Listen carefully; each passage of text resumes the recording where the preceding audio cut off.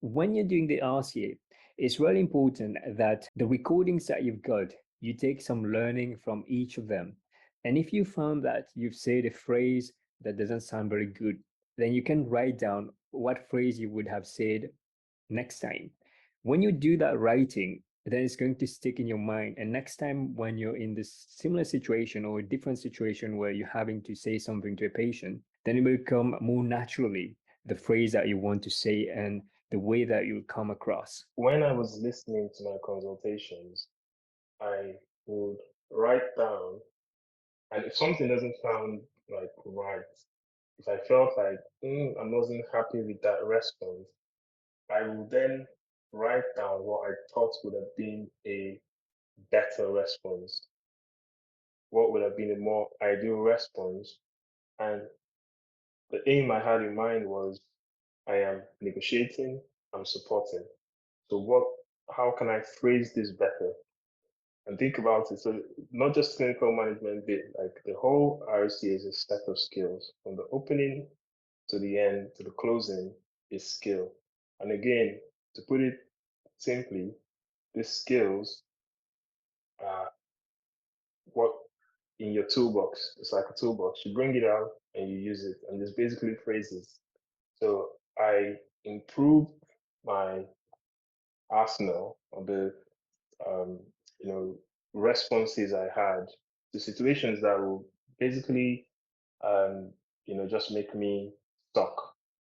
A patient comes in with headache and chest pain and knee pain, and like, what do I say to that? I didn't really do this by myself. I kind of listened to people, but even when they told me phrases that I could use to deal with that, because you can just speaking generally, you can say, okay, they told me how to deal with that. By the end of the day, they told you something to say in response to that scenario to help you navigate it. So what would you do if a patient came in with a headache, a chest pain, and knee pain? Would you say it's not an RCA case? And then you might find that after a week, you don't have any recordings? Or would you say that if I'm able to negotiate with the patient in the first 2 minutes, between headache, chest pain, and knee pain, that already puts me in good light with the examiner because now I'm ticking those boxes of recognizing the key issue in the consultation and being safe. So I'll give you an example. So I say something like, um, I know you've told me about the headache, the knee pain, and the chest pain, but as a GP, once someone mentions chest pain, there are a few things that cross my mind that could be quite serious. Would you be okay if we deal with that, and then we can deal with the headache and the knee pain after a second? Um, and then you know, you if the patient says, "Oh no, I want to talk about my knee pain first," then maybe that's not an RCA case. But just kind of writing down that, like, how would I deal with this?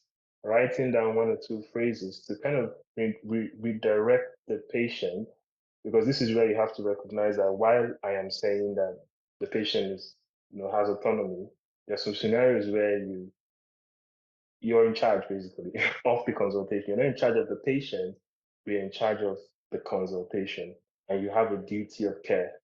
So you can't just say, oh, they mentioned chest pain and knee pain, and they wanted to talk about knee pain, but they had chest pain and headache, and there was not enough time to talk about it. So it's about that balance. And again, it's not a case of, oh, I don't think like that, I think like this. It's a case of skill. Just narrow everything down to skill. And navigating that scenario is skill, and the skill is language. Like that's how I narrowed it down. And then I started writing down lots of phrases that I still use till today. Even when it came let me just use the clinical the data gathering bit. Maybe a patient might be a little bit defensive when you ask them a question. How do you deal with that? Oh, no, no, no. It's just quite important I ask because I'm just trying to get a little bit of some context to your life. Or if I'm finding that I am trying to safety net a patient and the patient is, and I'm trying to say, let's say, let's use Koda Equina, and I'm trying to say that if you notice any of the caudal equina symptoms, and the patient is like, oh, no, no, no, no, no, I don't have any of those. And you're like, oh, I appreciate, that you don't have those, but if you have those, oh, no, no, I don't have that. I'm sure that I'm not the first person that's happened to. So I'm like, okay, how can I phrase this that is less friction?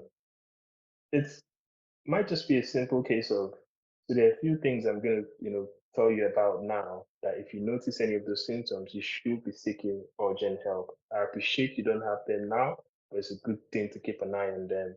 If you have this and this and this, and then I just stop having that challenge at the end because obviously I'm rushing and I'm like, oh, if you have any chest pain, if you have any, oh, I don't have that.